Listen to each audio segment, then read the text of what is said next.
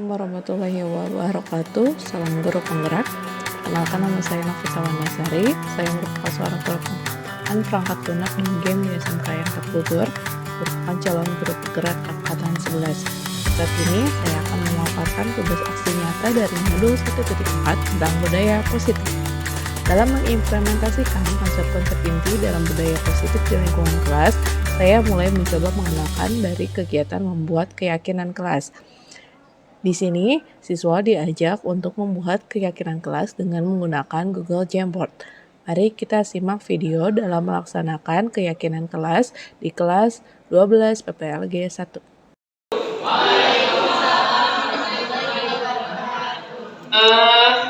Semangat pagi? Semangat pagi? Jadi nanti kalau kata ibu semangat paginya kayak koboi bilangnya. Jadi semangat pagi, salah. Semangat pagi ke atas, baru iha gitu ya. Oke? Oke ya, kita bareng-bareng. Semangat pagi. Iya, 2 kali. Ulangi. Biar connect dulu semuanya. Oke, semangat pagi. Iya. Oke, ini sudah duduk sesuai anggota kelompoknya yang kemarin. Udah.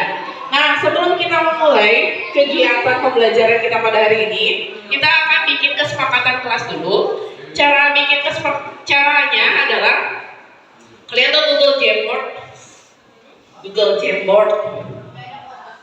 Jamboard itu kayak di depan. Jadi nanti bikin sticky notes masing-masing ya, per orang ya. Akses di handphonenya masing-masing, nanti linknya dibagikan. Jadi kalian bikin peraturan kelas yang ingin disepakati bersama. Nah, disebutnya kesepakatan kelas atau keyakinan kelas. Namun biasanya kalimatnya itu tidak mengandung larangan. Jadi kalimatnya itu misalnya kayak tadi ya, tidak datang terlambat diganti hadir tepat waktu. Misal, terus kemudian apa lagi? Misalnya jangan buang sampah sembarangan. Coba kata ganti lainnya apa? Nah, seperti itu. Jadi bikin kesepakatan. Misal, boleh pulang kalau tugas sudah selesai gitu kan. Dan lain sebagainya. Boleh pulang kalau sudah presentasi. Nah, silakan masuk ke sini.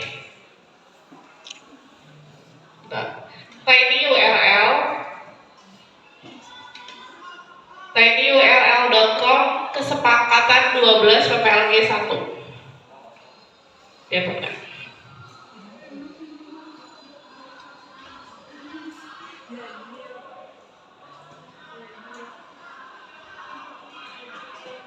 Ini linknya. tinyurl.com kesepakatan 12 PPLG 1. Tanpa spasi ya, langsung. Nanti kalau misalnya udah berhasil masuk, langsung bikin sticky notes baru. Di sini ada sticky note, kasih nama. Sticky notes-nya kasih nama. Atau nggak usah pakai nama, langsung aja tulis mau aturan yang disepakati bersamanya apa.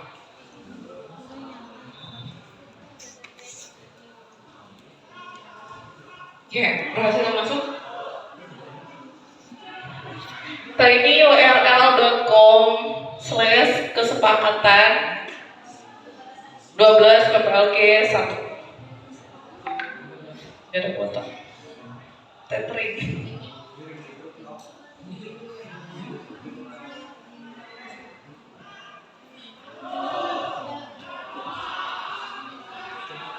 Aduh, masa ngetik segini nggak bisa, harus kirim di grup.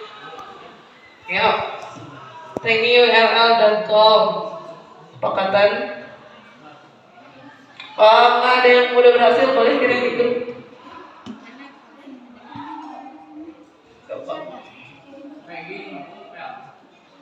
Oh iya ya, kayaknya PPG 1 coba.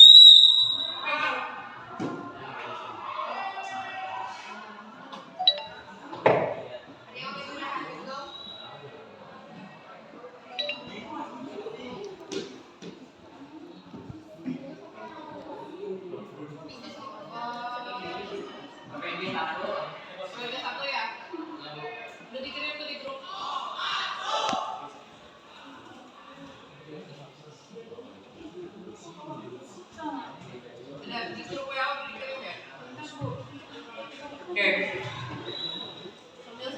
di sini?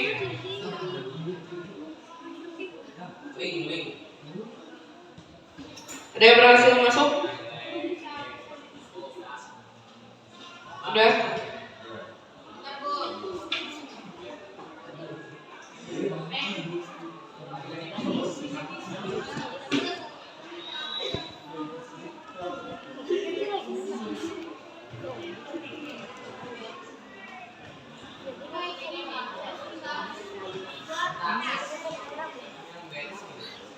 Pakai akses apa? Oh, belum deh, open ya.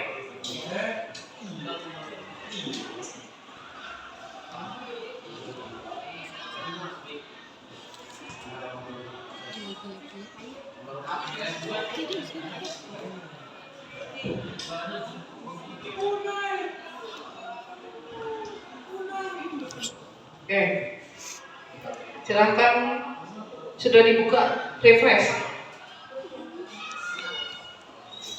Oke, di sini udah ada yang masuk, Animos Dingo. Tinggal bikin berarti. Jangan lupa pakai sticky note dulu di sini. Ada sticky note. Diklik, baru bikin.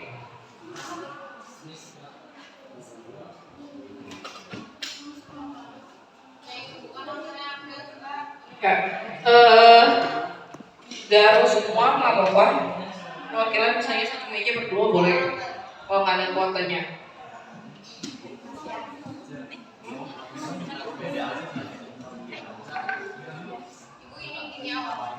Ya, dan bikin sticky note baru, tambahin.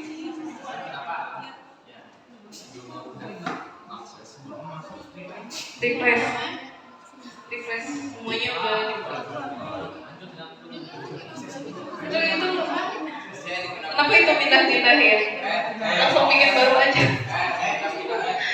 Itu yang pindah-pindahin siapa? Bikin baru aja, langsung bikin baru. Udah bikin baru langsung. Pakai pencet terus bikin note. Nah, pencet. Nah, langsung tulis.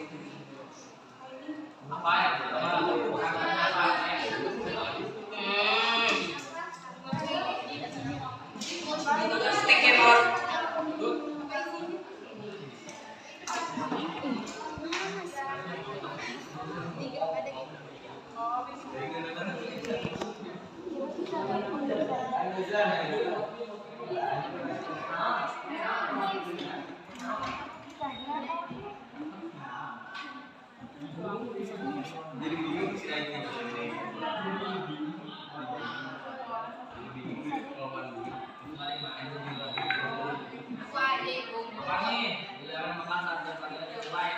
Refresh.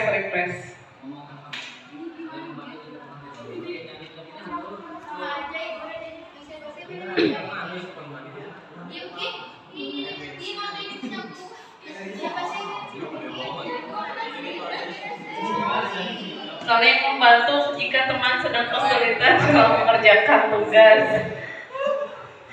Dilarang makan saat jam pelajaran dimulai. Oke. Lagi.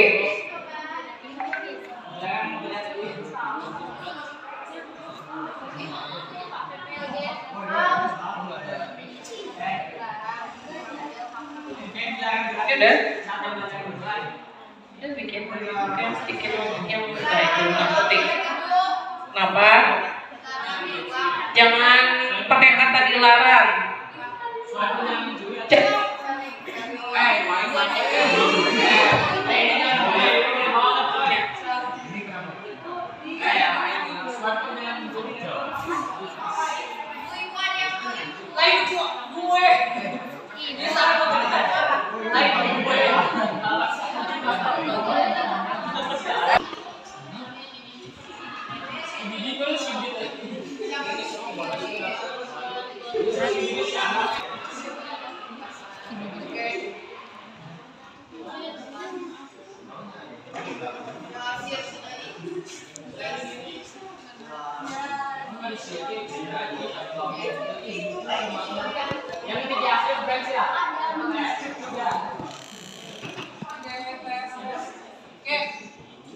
mikir habis, jadi pakai suara aku ya. Jadi untuk kesepakatan kelas itu biasakan tidak menggunakan kata larangan. Jadi kalau mau harus cari cadangannya, misalnya ini apa? Marahin ibu itu jangan ngobrol. Nah itu bisa diganti dengan saling menghormati ketika orang lain berbicara. Oh iya. Ya, jadi jangan terlalu banyak kata jangan. Karena kadang kalau fokusnya di kata jangan itu justru orang nggak fokus ke jangannya, tapi ya fokus ke kata-kata lainnya. Kayak misalnya itu apa coba? Jangan terlambat, bilangnya terlambat kan? Ya, biasanya kalau kata jangan itu pasti diiringi dengan potensi pelanggaran. Makanya justru diganti sama kalimat positif. Pada intinya sama ya, bisa dilihat. Pada intinya sama, semua orang punya kesepakatan yang sama, saling menghargai barang milik orang lain, kan? Ya kan, berarti terus selalu meminta izin ketika meminjam atau mengambil barang milik orang lain, gitu kan? Ya, kesepakatannya semuanya seperti itu. Pokoknya kalimat positif. Oke, dapat dipahami? Hari ini kita akan melakukan kegiatan syuting, ya, syuting untuk stop motion. Nah, berhubung kita sedang tidak ada kelas dan lab juga akan dipakai, ini sampai ya lab aula ini akan digunakan dari mulai jam 1 siang sampai nanti sore akan ada rapat. Jadi kita optimalkan penggunaan aula ini sampai dulu. Kalau kalian butuh syuting, silahkan syuting di sini ataupun di tempat lain boleh dibebaskan. Yang penting tertib ya, tidak membuat kegaduhan, terus tidak terlalu banyak. Jadi misalnya kelompok ini mau misalnya di depan aula boleh, kelompok ini mau di pojok aula yang sebelah sana itu kan ada holding ya, bisa dijadiin video juga boleh. Atau misalnya mau di depan tangga MPL silahkan. Tapi jangan resikonya terlalu banyak dan semuanya harus duduk ya. Ya jadi jangan mengandalkan 1-2 orang. Kemudian nanti tim editingnya juga harus siap, siapa yang akan edit, siapa yang akan melakukan pengambilan gambar dan sebagainya. Gitu. Ada pertanyaan? Cukup. Jadi kita mulai syutingnya. Untuk syutingnya sendiri, untuk penampilan sendiri besok. Berarti 2 minggu lagi baru kita akan nonton videonya bareng-bareng. Ya, jangan lupa dipersiapkan juga penjelasannya nanti. Misalnya kayak kemarin ya, AKS-nya sama seperti kemarin, pakai yang kemarin lagi AKS-nya. Jadi teknik pengambilan gambarnya seperti apa, tokohnya seperti apa, kemudian ceritanya seperti apa, masih sama seperti itu. Oke. Bikin poster lagi nggak? Mau bikin poster lagi? Enggak. Udah nggak usah bahas ya. Ya udah cukup berarti. Cukup langsung ke filmnya aja. Ada pertanyaan? Kalau cukup, saya tutup kelas hari ini. Kita mulai syuting sama-sama. Assalamualaikum warahmatullahi wabarakatuh. Waalaikumsalam warahmatullahi wabarakatuh. Silakan. Selain membuat keyakinan kelas dengan menggunakan Google Jamboard, saya juga mencoba untuk melaksanakan segitiga restitusi pada 2 kasus siswa yang terjadi di sekolah saya. Berikut kita simak penerapan segitiga restitusi di SMKN 4 Bogor. 1, 2, 3. Selamat pagi Ibni. Apa yang membuatmu datang pagi-pagi ke ruangan Ibu? Saya merasa sedih dan marah Ibu. Sepatu hitam yang saya gunakan untuk pergi ke sekolah ternyata basah. Jadi saya menggunakan sepatu warna lain. Dan saya terkena marah oleh Bu Dian. Oh seperti itu. Kalau Ibu jadi kamu juga Ibu pasti sedih dan merasa sangat bersalah padahal tidak bermaksud melanggar peraturan tersebut.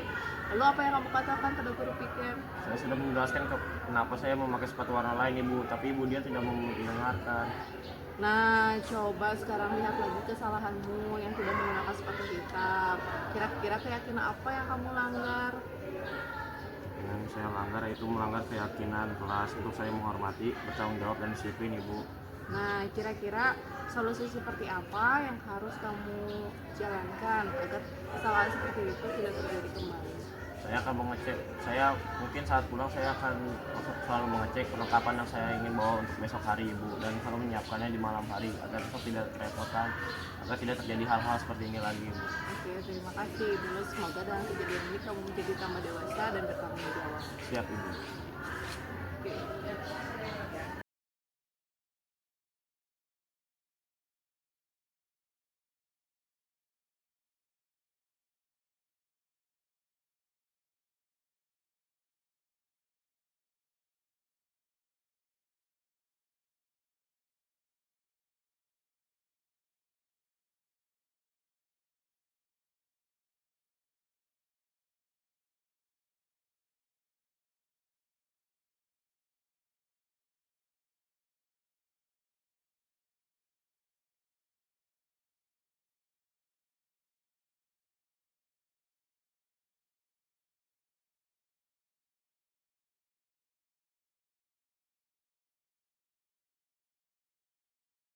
Selanjutnya adalah sharing atau sesi berbagi tentang budaya positif yang telah dilaksanakan di lingkungan SMK 4 Bogor. Di antaranya memuat tentang perubahan paradigma belajar, disiplin positif, motivasi perilaku manusia, kebutuhan dasar, posisi kontrol restitusi, serta keyakinan kelas dan segitiga restitusi yang dilaksanakan pada peserta didik. Bapak Ibu kita mau di depan? Ya. Sebelum ke materi Ibu Rita, sekarang dilanjutkan dengan Ibu Wanda, Bu Novita Wanasari SPDMT akan memaparkan materi tentang budaya positif.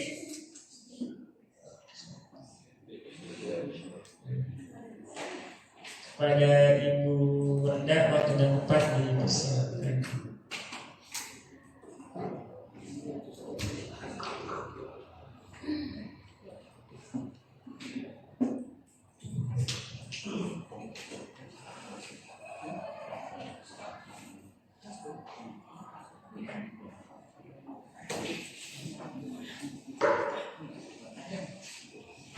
Assalamualaikum warahmatullahi wabarakatuh.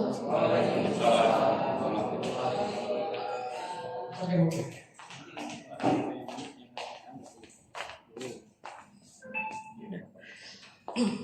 Izin ya Bapak Ibu, di dalam tugas guru kontrak itu salah satu kewajibannya adalah melakukan diseminasi hasil materi yang diperoleh. Nah, kebetulan sekarang masuknya di modul 1.4 yaitu penerapan budaya positif.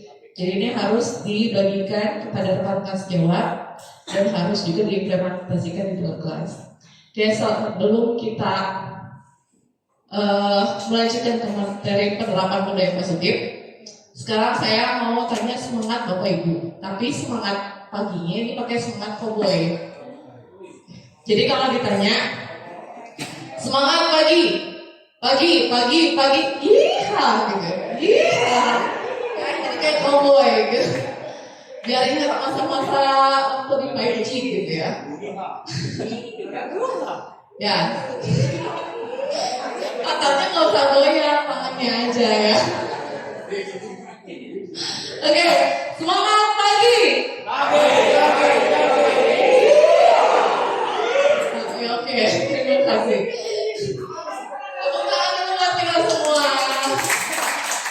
Biar gak ngantuk ya.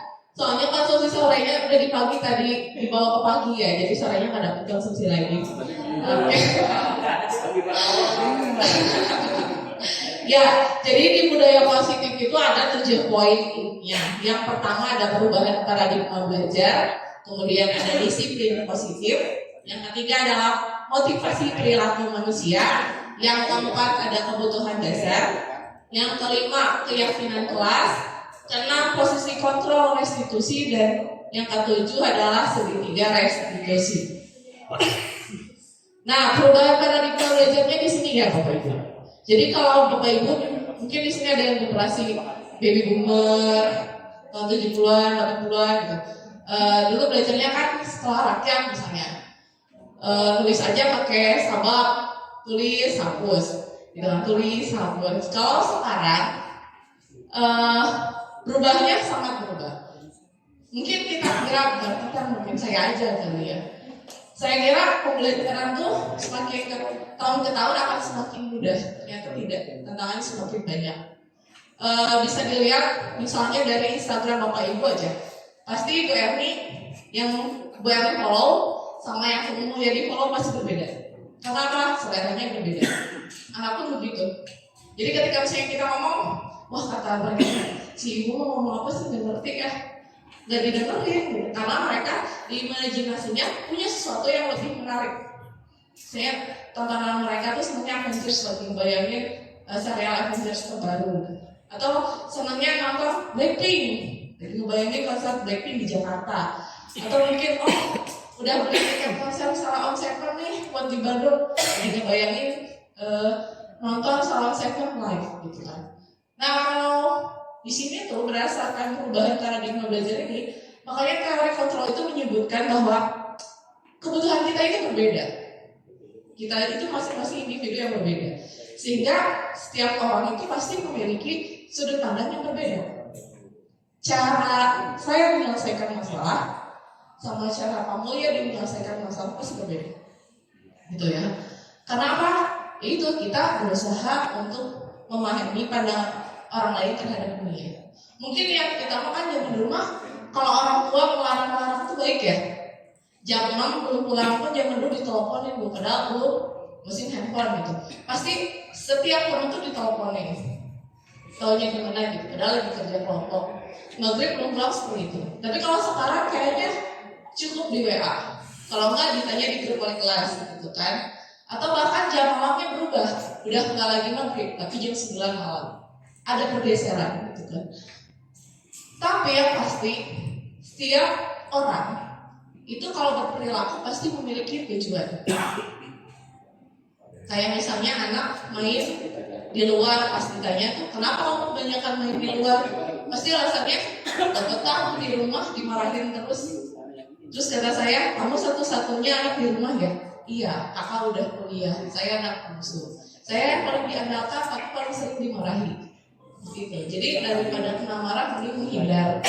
Seperti itu banyaknya. Kemudian ya, hanya Anda yang bisa mengontrol diri Anda. Saya marah, saya bisa nahan marah, tapi saya nggak bisa nahan orang lain marah. Karena saya nggak tahu pemicunya apa, gitu kan. Kemudian Anda tidak bisa mengontrol orang lain itu. Maka kalau ada istilah, kalau kata bilang, bu, karena ini videonya nggak minta tolong anak, lebih susah nyuruh daripada bikin sendiri. Karena ada istilah seperti itu. Karena apa? Itu kita tuh nggak bisa mengontrol orang lain. Terus kemudian kolaborasi dan konsensus menciptakan pilihan baru. Ya, tapi memang kolaborasi itu sulit. Itu tadi menggabungkan sudut pandang itu nggak akan mudah. Dan yang tadi ya seperti Pak Yurawan bilang, kita harus cari solusinya supaya win-win solution. Gak mudah, tapi harus dicoba. Ya. Kemudian berikutnya adalah tentang disiplin positif. Jadi di sini ada sebuah kalimat yang menceritakan kebanyakan guru sangat tertarik dengan topik pembahasan tentang disiplin. Mereka berpendapat bahwa kalau saja anak-anak bisa disiplin, pasti mereka akan bisa belajar. Nah, para guru juga berpendapat bahwa mendisiplinkan anak-anak adalah bagian yang paling menantang dari pekerjaan mereka. Setuju nggak Bapak Ibu? Setuju ya? Enggak. Oke, ada yang setuju, ada yang enggak. Kita lanjut. Nah, Ki Hajar dan Diana dosen itu memiliki sudut pandang yang sama tentang disiplin. Jadi disiplin itu berasal dari bahasa Latin yaitu disiplina, yang artinya belajar. Kemudian juga berasal dari kata yang sama dengan disiplin atau murid atau pengikut. Jadi untuk menjadi seorang murid atau pengikut, seseorang harus paham betul alasan mengapa mereka mengikuti suatu aliran atau ajaran tertentu. Sehingga motivasi yang terbangun adalah motivasi intrinsik, bukan ekstrinsik. Bisa. Kenapa saya agamanya Islam dan tetap mau di Islam? Kenapa nggak berubah? Perubahan zaman kan tidak menutup informasi ya. Sebenarnya informasi terbuka. Banyak orang juga yang udah pindah agama. Banyak orang yang pindah keyakinan. Banyak orang yang asalnya dulu agamis terus tiba-tiba sekuler. Itu motivasinya kebanyakan dari intrinsik, bukan ekstrinsik. Nah, sebagai pendidik, tujuan kita adalah menciptakan anak-anak yang memiliki disiplin diri sehingga mereka bisa berperilaku dengan mengacu pada nilai kebijakan, nilai kebajikan universal dan memiliki motivasi intrinsik bukan ekstrinsik. Kerasa ya sama Bapak Ibu kalau motivasinya dari Bapak Ibu menurutnya hari ini doang, besok balik lagi gitu. Beda sama anak yang memang dari dasarnya udah baik gitu kan, menurutnya nurut aja terus gitu kan, karena motivasi dari dalam dirinya. Nah ini dasarnya adalah motivasi intrinsik itu bisa dalam 3 motivasi bentuknya. Yang pertama, untuk menghindari ketidaknyamanan atau hukuman. Yang kedua, untuk mendapatkan imbalan atau penghargaan dari orang lain. Yang ketiga, untuk menjadi orang yang mereka inginkan dan menghargai diri sendiri dengan nilai yang mereka percaya. Ada yang bisa ngasih contohnya nggak? Kira-kira mana yang ke-1, mana yang kedua, mana yang ketiga? Kamu biasanya dikasih soal yang banyak aja. Spesialis. Ya, silakan kamu.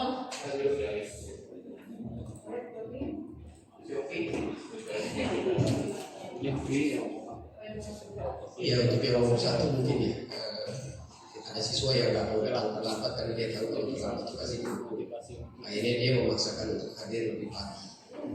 Itu yang nomor 1. Untuk nomor 2, jadi baik. Saya belum bisa kasih contoh. Anak kecil yang mau berpuasa karena akan mendapatkan. Oke, nah Musri, silakan Musri. Kita coba contohnya.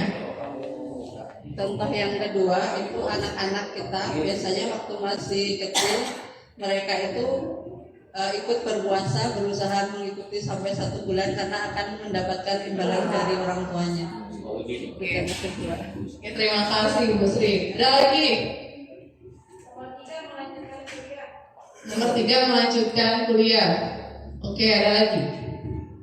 Contoh nyatanya yang paling sering kita terapkan dan dengar waktu kita kecil adalah sholat. Kalau nggak sholat masuk neraka, gitu kan? Dari dulu ngaji pasti gitu. Strata pertamanya pasti motivasinya hukuman dulu. Tahap berikutnya setelah kita paham ada surga dan neraka, sholat yang rajin biar nanti masuknya surga Firdaus, gitu ya. Tahap ketiga setelah makin dewasa, mau disuruh sholat mau enggak, saya mau sholat dan saya mau butuh sama Allah, gitu kan. Bukan Allah yang butuh saya yang butuh Allah, gitu kan.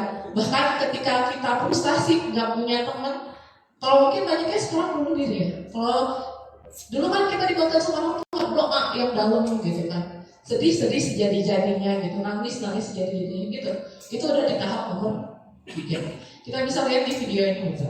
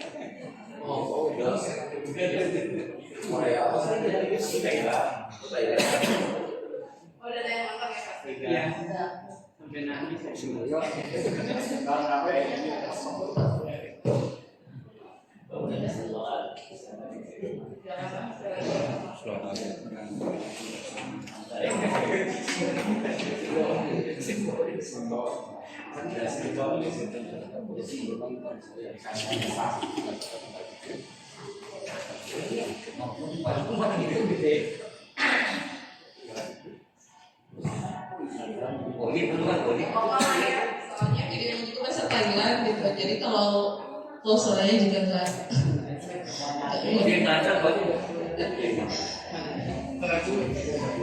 Ada yang bisa translate ya Pak?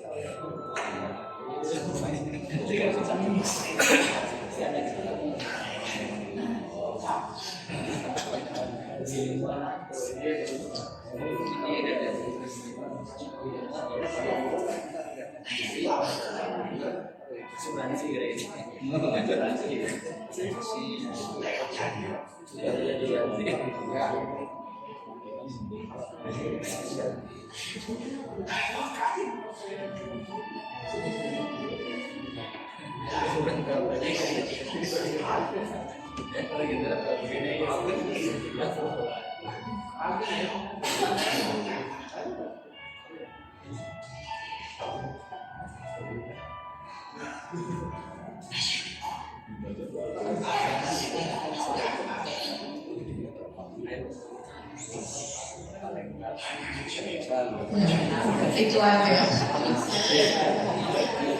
Ya, jadi gitu ya Bapak Ibu. Di video yang tadi, padahal dia kalau ngasih nggak ngasih nggak akan dapat hukuman, ngasih juga nggak akan dapat imbalan. Tapi yang dia kasih itu bisa membahagiakan. Mungkin levelnya emang seperti itu. Termasuk ketika mendisiplinkan siswa, idealnya memang menggunakan disiplin positif. Tapi kalau kata hasil saya, gak mungkin kan anak yang tidak terbiasa kritis tiba-tiba harus mencari solusi atas permasalahan yang dihadapi. Dia juga pasti akan kesulitan. Makanya bisa dilakukan bertahap, tapi sering dilatih gitu. Jadi dari hukuman lama-lama meningkat keimbalan, lama-lama itu tadi ikhlas. Gitu kan.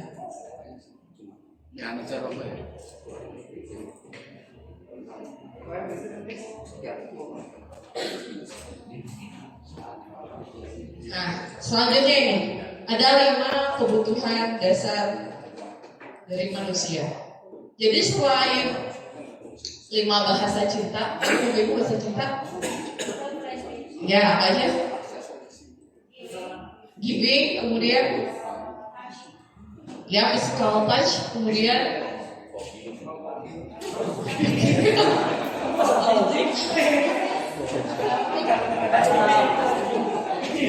word of affirmation, kemudian oh ya, service, act of service. Apa lagi? Ya, jadi bahasa cinta itu ada 5 kan katanya, menerima hadiah, kemudian mendapatkan pujian, kan, sentuhan fisik, kemudian quality time dan pelayanan, gitu ya, act of service. Nah, kadang yang bikin orang miskomunikasi itu sebenarnya bukan dia jahat dan saya baik, tapi karena bahasa cintanya beda, jadi frekuensinya berbeda. Rata-rata kalau bapak suami itu senangnya physical touch misalnya, istrinya senang act of service sama menerima hadiah. Iya, pas ulang tahun ini gak ada pokok-pokoknya, gitu ya. Tapi dielus, belum nggak mau dielus-elus gitu. Terus kalau nggak bilang cinta nggak butuh cinta, nah, butuhnya bunga, bukan deposito, seperti itu. Ya, selain 5 bahasa cinta tadi, kebutuhan dasar manusia juga ada 5 ternyata. Ada yang kebutuhan bertahan hidup, survival. Kemudian kebutuhan kasih sayang dan rasa diterima, love and belonging. Kemudian ada kebebasan atau freedom, kesenangan atau fun, dan penguasaan atau power. Jadi kalau anak melakukan kesalahan, menurut budaya positif ini, pasti dia atas dasar 5 kebutuhan dasar itu. Ada yang misalnya nih, anak ketahui mencuri, ternyata kan setelah ditelusuri dia kebutuhannya memang survival misalnya. Jadi itu. Ada juga memang yang kesenangan karena dia misalnya klepto, gitu kan. Jadi memang analisanya bisa berbeda. Di budaya positif itu memang harus nggak bisa judgement gitu. Jadi kalau misalnya ada masalah tuh bener digali dulu, baru ketahuan. Oh ini seperti ini seperti ini, treatmentnya akan berbeda.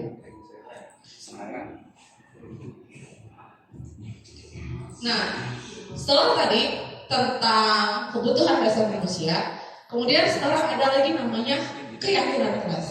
Banyak banget ya disebut positif. Nah, kenapa disebutnya katanya keyakinan kelas bukan peraturan kelas saja? Kemarin kan udah sempat disinggung nih sama berita ya, ada keyakinan kelas atau kesepakatan kelas nih. Kenapa nggak peraturan kelas saja? Padahal kan kalau peraturan kelas gampang, dari yang udah ada bisa diturunkan. Kira-kira kenapa Bapak Ibu? Ya, keyakinan itu levelnya mendalam. Terus ada lagi alasannya. Anak jadi merasa diberikan tanggung jawab, harus terlibat ya. Ya, win-win solution tadi, terlibat dalam kesepakatan. Ada lagi Bapak Ibu? Ya, dan sense of belonging, rasa memiliki. Nah, biasanya keyakinan kelas ini dibentuk bisa dari aturan sekolah yang udah ada, kemudian diturunkan. Cuma kalimatnya biasanya diubah, begitu. Nah, karena tadi mereka tuh perlu mendengarkan dan memahami, gitu kan? Kayak Bu tadi, arti sesungguhnya tentang peraturan yang diberikan. Jadi anak zaman sekarang tuh butuh alasan. Gak bisa misalnya kamu jangan dilawan mata, gitu kan? Pemali apa? Iya kan? Masih kita sekarang pemali teh protes apa tuh mau ikut tes, gitu kan? Mereka tuh tentu dijelaskan. Kenapa? Karena zaman sekarang memang menuntut seperti itu kan. Mereka dituntut untuk memiliki logika yang tinggi. Mereka dituntut untuk sebagai problem solver gitu, pemecah masalah. Kalau ada masalah itu harus memecahkan sendiri. Mereka dituntut kritis gitu kan. Tapi ketika kita bertanya kenapa tidak diperbolehkan? Nah itu yang membuat mereka jadi yang kemarin itu yang di gambar berita ada kan, ketika anak itu punya anak-anak bentuknya bisa trapesium, bisa jejar-jejar. Kemudian ketika bertanya kenapa, terus diputuskan bentuknya jadi sama semuanya patah. Jadi kreativitas tidak ada. Nah, boleh. Biasanya di keyakinan kelas itu kata-katanya diubah. Misalnya dilarang melakukan kekerasan, bisa diganti dengan saling menghormati dan menyayangi itu baik kan? Saling menghormati dan menyayangi dengan teman sekelas. Ada juga yang bikin kata-katanya tuh agak beda tapi justru keren. Menghargai sesama itu keren misalnya seperti itu. Yang penting apa? Yang penting komitmen bersamanya. Intinya lebih di situ. Nah, ini yang tadi setelah mengetahui 5 kebutuhan dasar manusia tadi yang sebelumnya, itu akan berpengaruh terhadap posisi kontrol restitusi. Jadi ada 5. 1 penghukum, 2 pembuat rasa bersalah, 3 teman, 4 pemantau, 5 manajer. Nah, Bapak Ibu, biasanya kalau Bapak Ibu nih menginterogasi siswa, biasanya di posisi yang mana?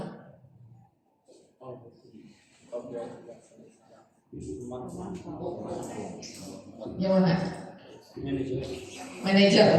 Coba tadi jawab manajer. Nurik, kira-kira kalau manajer tuh harus kayak gimana sih jadi manajer? Iya Bu. Oh, bisa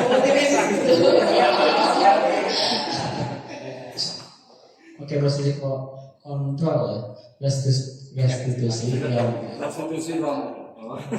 Oke, baik. Menurut saya untuk kita sebagai manajer itu artinya kita bisa mengontrol keadaan siswa. Jadi intinya kita bisa agar siswa itu tidak berbuat secara maunya gitu kan. Jadi kita posisi di atas mereka gitu. Itu salah satunya. Terima kasih. Iya, terima kasih Pak Wanduri. Ada lagi yang menambahkan?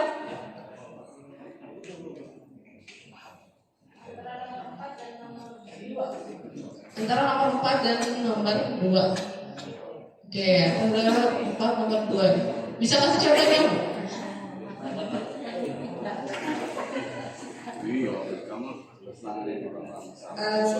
Awalnya sih nomor 3 ya, tapi I'm too old to be their friends. Mereka ini.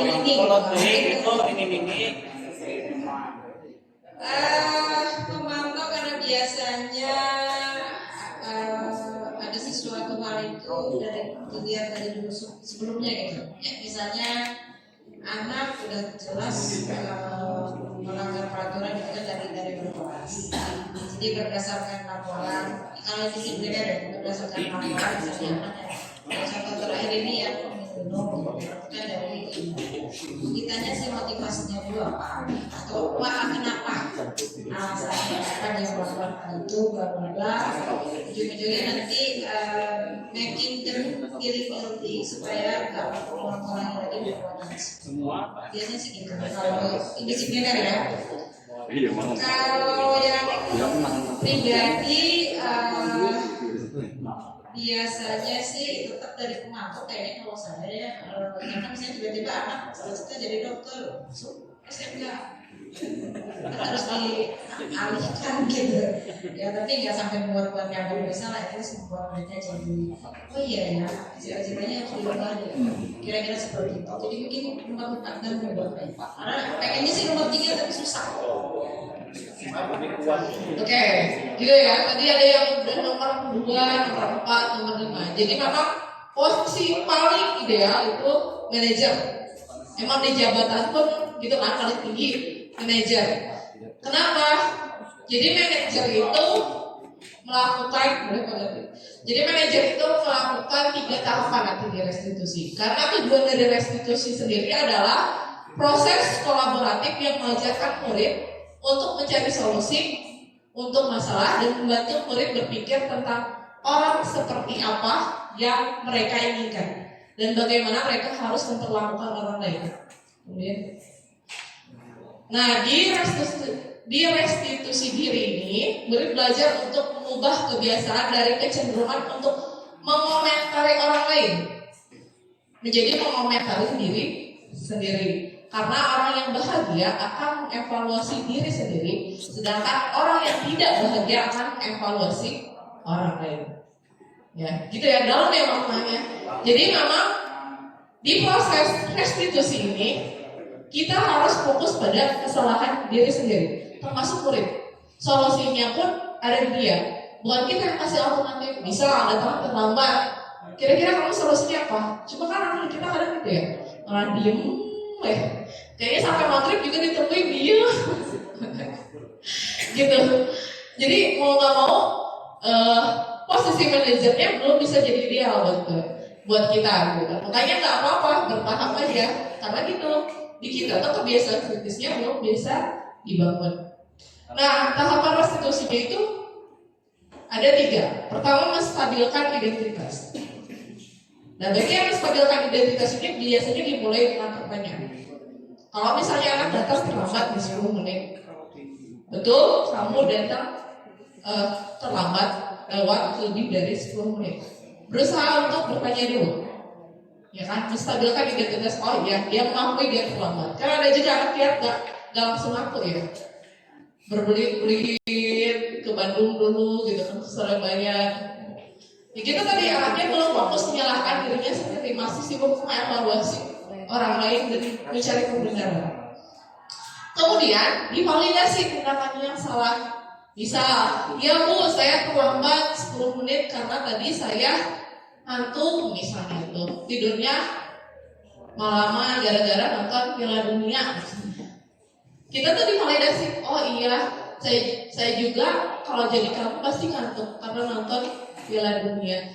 Karena emang boleh juga kesenangan saya, gitu divalidasi. Enggak, kamu salah sih, enggak maksud itu. Diiyahin dulu, divalidasi, baru ditanyakan keyakinannya apa di kesepakatan kelas. Menurut kamu, nih, keyakinan apa yang kamu langgar, keyakinan kelas apa yang kamu langgar, gitu kan? Misalnya di keyakinan kelasnya harus datang tepat waktu. Oh, keyakinan datang tepat waktunya ini yang saya langgar gitu. Nah, sebagai gantinya menurut kamu apa? Oh, saya akan menambah jam pembelajaran waktu jadi mengganti 10 menit yang terlambat. Nah, biasanya tuh memang harus sinkron. Kerugiannya waktu kan yang diambil 10 menit, berarti digantinya juga dengan waktu. Gak bisa sama yang lain. Gak bisa jadi kata berita kemarin ya, gantiin sama pulpen aja gitu kan. Atau plastis gak bisa. Gak relate tuh kata sekarang, gak relate gitu ya. Gak nyambung, jika sebung bawa beduk gitu. Misalnya seperti itu. Nah, kalau ini contoh penerapan restitusinya.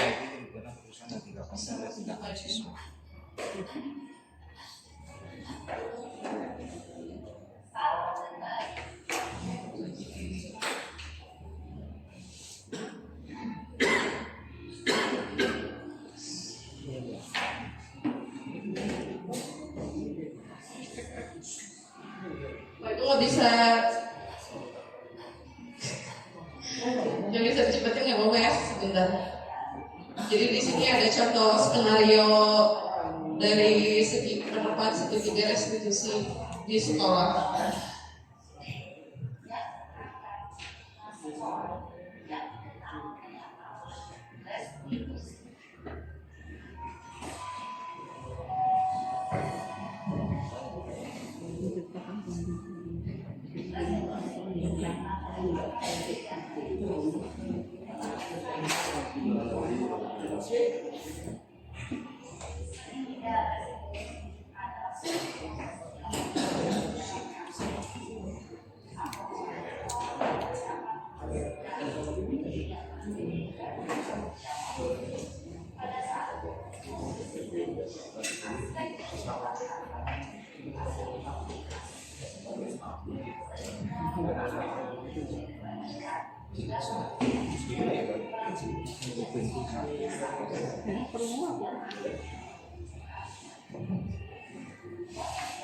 Maju kok jauh-jauh.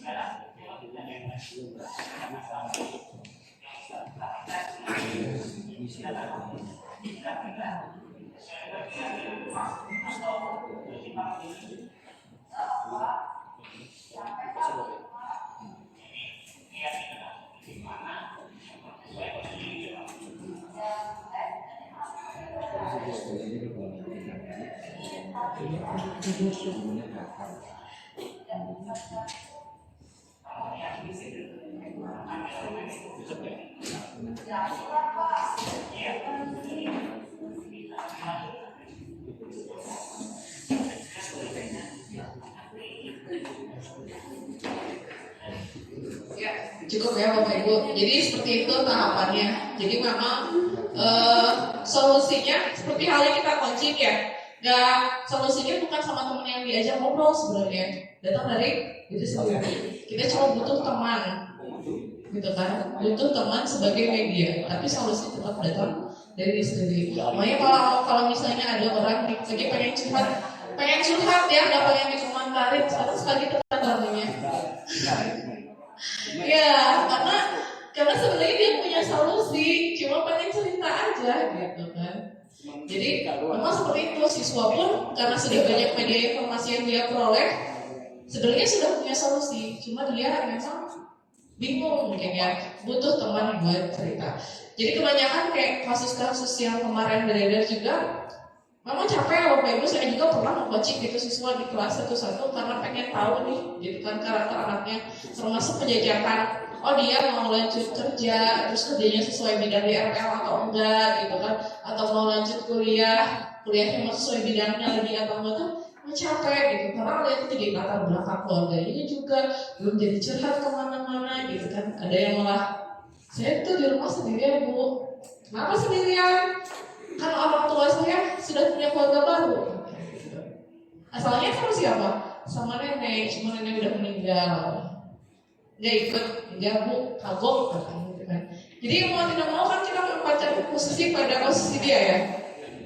Posisi dia, jadi serba salah juga ini mau negur gitu kan. Dia aja istilahnya seusia itu udah banyak hal yang harus dia pertimbangkan gitu kan, yang harus dia perjuangkan gitu. Jadi memang ritmenya akan berbeda ya Bapak Ibu. Makanya tadi balik lagi ke siswa itu sendiri. Gimana Bapak Ibu? Ada yang mau ditanyakan? Oh, mau nggak apa dikrik? Serta paling aktif. Kan saya ngantuk waktu ya, ngantuk udah ngantuk gitu.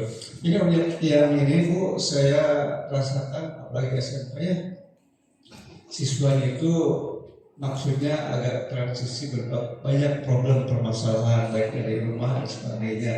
Itu kemudian ada juga yang ABK gitu ya. Bagaimana itu solusi permasalahannya dengan beragam yang transisi masih anak itu banyak labil lah seperti itu dan yang dengan yang ABK itu. Oke, terima kasih Pak. Ya itu tadi sebenarnya. Jadi sebenarnya kalau yang ABK itu harusnya di sekolah itu ada namanya guru bayangan. Bapak Ibu, ya kalau di sekolah lain, di sekolah swasta seperti guru bayangan, shadow teacher. Shadow biasanya khususnya justru di jenjang SD banyaknya. Dan dia memang punya keahlian khusus.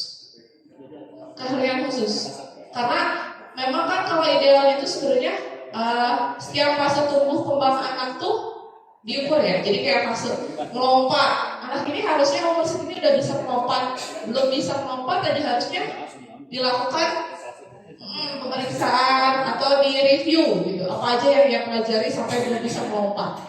Nah termasuk tadi dia anak yang transisi. Saya maklumi memang kebutuhannya kan di sekolah berbeda-beda ya Pak. Saya pun udah lakukan itu pas wawancara kemarin, pas daftar ulang. Jadi pas saya wawancara, nah kenapa milih jurusan PLG? Dijaga komputer ya? Enggak bu. Terus di rumah, di sekolah ada pelajaran komputer? Enggak. Di SD ada? Enggak juga. Terus pernah pakai komputer kapan? Waktu asesmen doang. Kebayang nggak bu? Pas ya. Yang punya komputer tuh paling 1-2 pas dokter pulang saya tanya tuh. Terus kamu di handphone deh punya aplikasi apa gitu ya? Tanpa ada pernah pakai, ada yang pernah pakai, ada yang enggak. Terus memang sekarang di sekolahnya sudah nggak ada pelajaran komputer ya? Nggak ada bu. Kalaupun ada itu tuh ekskul, ekstrakurikuler. Sementara kan kita mengajarkannya bukan TIK ya Pak. Jadi udah langsung ke programming gitu. Gimana anak mau belajar program? Dia nyalain komputer aja nggak tahu. Maka pas kemarin tuh belajar hari pertama, dan langsung gini cerita anak-anak. Nah, nggak boleh ada yang nyalain komputer sebelum ada instruksi dari saya. Ya, saya informasikan harga komputer ini 10-20 juta, rusak ganti. Dia langsung, ya bu siap. Nunggu instruksi gitu ya sorry. Kalau nggak soalnya pengalaman sebelumnya main cepat-cepat. Jadi matiin komputer kayak matiin TV. Nggak pencet. Padahal kan harusnya di-shutdown dulu gitu kan. Nggak pencet. Dari situ baru diajarin dulu cara nyalain komputer. Terus ngasih tahu spek komputer. Karena orang tuanya ribut bu. Mau beli laptop tapi nggak tahu spek. Nggak tahu perawatan. Kata saya kan, ya bu. Bertahap aja, kita juga nggak nyuruh anaknya langsung beli laptop kok. Di komputer, di sekolah ada gitu kan cukup. Nah biar anak bisa merawatnya. Karena percuma beli iPhone istilahnya, tapi cuma dibuat WA gitu. Iya kan? Jadi nggak sesuai fungsinya. Makanya anak tuh harus tahu dulu fungsi dan laptopnya buat apa, spek minimalnya berapa. Dan gitu baru mereka bisa, oh iya kebutuhan saya seperti ini. Itu memang waktu satu per satu, baru kita bisa petakan. Termasuk kalau misalnya ada indikasi ini anak agak beda. Kemarin juga ada satu anak kelihatan berbeda sama saya. Dia pakai kacamata, tapi pakai HP gini pak. Masih kelas 10 padahal.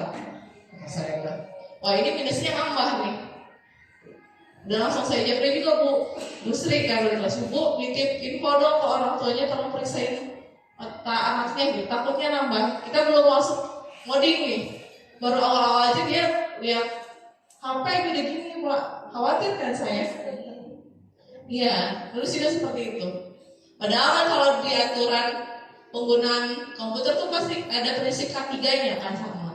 Jadi standar meja, standar pandangan. Walaupun sebenarnya komputer sekarang lebih ramah mata, tapi kalau penggunaannya salah tetap bisa bikin minus ataupun silindris gitu. Seperti itu. Jadi memang coaching, kompetensinya memang coaching, tidak ada lagi. Karena memang personal itu tadi beda, tiap orang tuh kebutuhannya berbeda. Setelah misalnya coaching sama anaknya, kalau sebagai wali kelas kan nanti ada momen ketemu orang tuanya ya, di cross check gitu. Apa yang anaknya ceritakan sama apa yang orang tuanya ceritakan cocok nggak? Saya pernah punya pengalaman, saya ceritain nih anaknya tuh kelihatannya harus butuh dampingan gitu. Orang tuanya malah bilang gini, Bu, ibu aja yang ngasih tahu anak saya mah nggak nurut sama saya. Astagfirullahaladzim. Saya butuh kerjasama gitu ya, orang tuanya malah ngomong kayak gitu. Berarti udah nggak ada support dari orang tuanya. Gitu kan. Nah itu memang beratnya guru karena posisinya kalau orang tuanya udah nggak mau tahu, semuanya diserahkan ke sekolah. Gitu. Sedangkan tadinya kita pengen berusaha maksimal, terus kalau orang tuanya seperti itu deh, itu jadi patah semangat kan, gitu. Ya mungkin itu ya, Ibu sharing saya. Mungkin ada yang mau bertanya atau menambahkan tadi pertanyaan dari Pak Dikri ya. Lebih berfokus pada karakter yang daripada tindakan. Ya kan nanti digali Pak. Jadi memang treatmentnya akan berbeda. Kalau misalnya ada anak yang misalnya kan memang senang cari perhatian sama gurunya ya, dia sebenarnya bisa, tapi memang senang didampingin. Ada juga tipe anak itu memang pengennya belajar sendiri, dia justru ngajarin temennya. Nah itu bisa di pairing biasanya, sebelahan rambutnya sebelahan. Kalau udah sering ketahuan, terus biasanya kalau di kelas tuh gini Pak, saya sering nemu kasus. Kalau ada satu anak mahiwal ya, istilahnya mahiwal, dia kelas tugas-tugas telat, info telat. Nah ini pasti mainnya bukan sama teman kelasnya sendiri, tapi sama anak jurusan lain. Biasanya saya kelompok-kelompokin terus anak itu sampai akhirnya dia punya teman dekat di kelas itu. Setelah dekat sama teman kelasnya sendiri, dia akhirnya jarang nongkrong sama jurusan lain. Karena kan kalau nongkrong sama jurusan lain kan nggak boleh ya, cuma kan waktunya beda, waktu prakteknya beda, jadwal prakteknya beda, materi prakteknya juga beda. Dia akan terus menyesal misalnya saya tuh milihnya jurusan pertama tuh kayak bukan PLG tapi masuknya ke PLG, akan fokus selalu pada penyesalan itu, nggak berubah. Sedangkan kalau misalnya udah punya teman dekat nih di kelasnya sendiri, dia akan berubah mindsetnya. Makanya kelas 10 tuh memang identiknya sama kerja kelompok. Kenapa? Biar akrab, biar dekat, permainan gitu. Jadi kenal, rotasi lagi, main kadang nonton kelompoknya lewat game, nyanyi. So sekarang cari kelompoknya 4 orang, lari, pelukan gitu 4 orang. Terus sekarang berhitung, acak gitu kan. Nanti yang sama-sama angka 5, satu kelompok gitu. Karena itu biar solid satu kelasnya. Seperti itu Pak. Mungkin ada yang mau menambahkan? Mungkin Bapak Ibu kan lebih banyak ya pengalaman ini daripada saya sepertinya. Kalau mungkin di pelajaran olahraga nih Pak, biasanya banyak ide-ide permainan nih yang seru-seru biasanya. Seperti apa Pak? Boleh share Pak Jainal? Siap. Kalau di olahraga untuk penerapan segitiga restitusi itu, jadi anak Pak, permainan ini kita udah bisa, tapi ganti permainan ini. Terus teman-teman ada nih, enggak, yang lain dulu. Jadi tanpa kita memberikan solusi, si anak ini udah ada kesepakatan, ya udah pertemuan sekarang ini dulu, nanti baru ke depannya sih ini gitu, tadinya permainannya itu. Terus sambil contoh PPLT itu kan blok ya. Ya udah ada 4 jam, 2 jam pertama kita materi, 2 jam kedua kita permainan. Nah itu seperti itu. Jadi win-win solution antara kelas A dan kelas B itu dapat semuanya. Itu mungkin. Terima kasih Pak. Tepuk tangan. Oke, begitu ya Bapak Ibu. Terima kasih. Nah untuk materi kita cukup sampai sini untuk budaya positif. Nah sebelum kita masuk ke berita, untuk mengakhiri kegiatan hari ini karena ceritanya budaya positif ya, kita punya tepuk lope. Ada lagi ya? Tadi kan semangat tadi nggak boleh, sekarang tepuk lope. Jadi gini, tepuk lope, lope kecil, tepuk lagi, terus lope sedang, tepuk lagi lope besar, tepuk lagi lope jumbo. Misalnya gimana?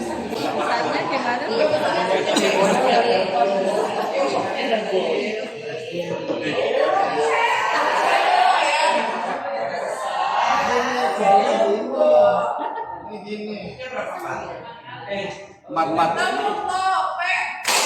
Lope kecil, lope sedang, lope besar, lope jumbo.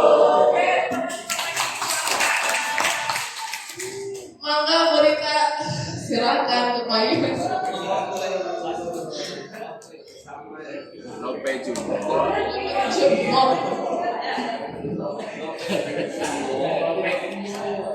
Biasa saya lihat Terima kasih kepada Ibu Wanda atas pemaparan materinya. Kita tepuk tangan bila Bapak.